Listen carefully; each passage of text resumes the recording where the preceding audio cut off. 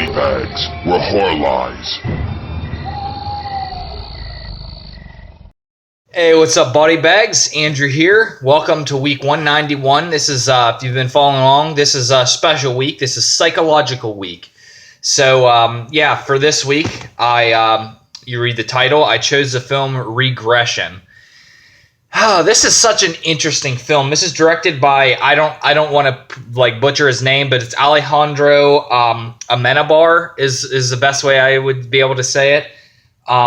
He's Australian, I want to say.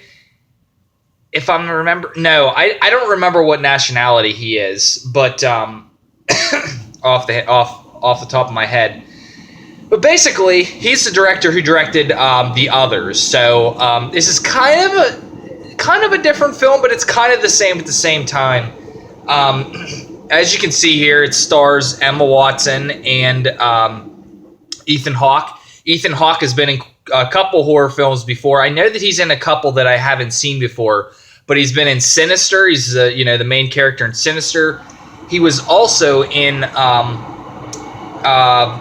Purge. He was the main character in The Purge as well. And then Emma Watson, the Harry Potter and Beauty and the Beast and everything like that. So she's very famous as well. There's also a famous guy. I cannot remember his name. It is, I think it's David Thewlis.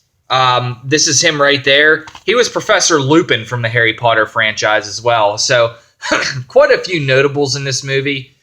So basically the plot of this film goes, Emma Watson accuses her father of molesting her, and Ethan Hawke, who is a detective, is trying to get to the bottom of who all was involved, what was the father. And so they call in a psychologist played by David Thewlis, who is trying this takes place in 1990, by the way. So they're trying this new approach called regression therapy. It's kind of a hypnotic therapy of taking people back to the events and trying to find out what's going on. So through all of this stuff here, I would it goes on, and they're uncovering this plot, and it has something to do with satanic rituals and black masses, and the father, and then a cop is accused of it. And there's all of these people that are being accused of being a part of this satanic, rituals involved with the molestation of Emma Watson's character in this movie. Now, this movie, to put it in historical context, is based on a true story and is based on events that took place in the early 90s, as I'm understanding this correctly. There was this huge surge and this huge hysteria around supposed satanic rituals taking place all throughout the U.S. And so this movie does a really good job at playing of that hysteria. And, getting to my thoughts on the film is that it is a fantastically shot film. It is so well directed. It is so well acted by everybody in the film. Ethan Hawke is fantastic in this movie. Same as David, I'll call him Professor Lupin. His character, the psychologist, is fantastic as well. And Emma Watson does a really good job in this as well. It really keeps you guessing. It really keeps you like, wow, what's going on here? And, how's this going to end type thing? And spoiler on I'm not going to spoil the ending, because this is a movie that you absolutely have to watch to get the ending. It is another, I'll just say this much. It's another kind of The Others ending. Obviously it's leading to something.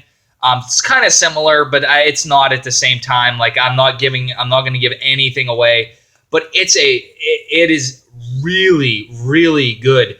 And as far as this goes, I was not I was expecting, because this is, you know, like a more like a detective story. So this is more like a